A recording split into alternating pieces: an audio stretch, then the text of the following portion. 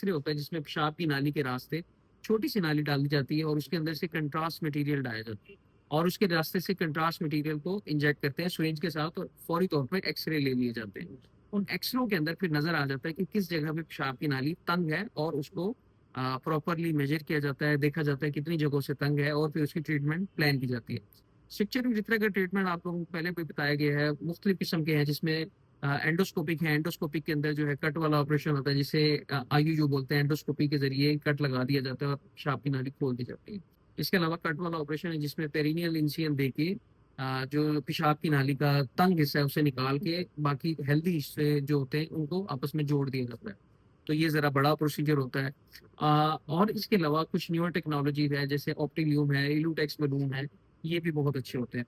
अब पेशेंट जो है वो सर्जरी करा लेता है, लेकिन ये बीमारी जैसे मैंने बताया बहुत ज्यादा खतरनाक इसलिए होती है कि बार बार होती है। तो अमूमी तौर पर हर ऑपरेशन के बाद पेशेंट को सीआईसी बताई जाती है, मतलब खुद से पेशाब की नाली फेरना सिखाई जाती है।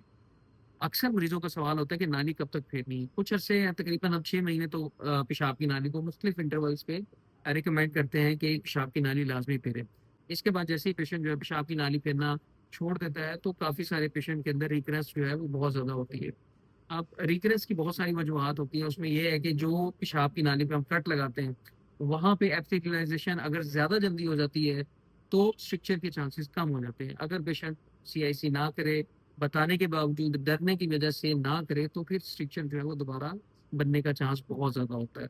ऑप्टिल्यूम और इलूटेक्स ऐसी टेक्निक है जिसके बाद ये एडवाइस किया गया है कि पेशेंट जो है वो सीआईसी ना करे, नाली ना फेरे।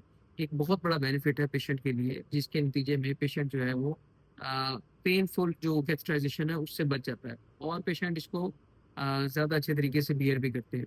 इसके अलावा जब भी स्ट्रक्चर यूरिथ्रा का पेशेंट हो तो उसको हम एडवाइस करते हैं कि रेगुलर चेकअप कराए, अपना यूरोफ्लोमेट्री लाजमी कराता रहे जिससे हमें अंदाजा हो कि पेशाब का फ्लो कितना है।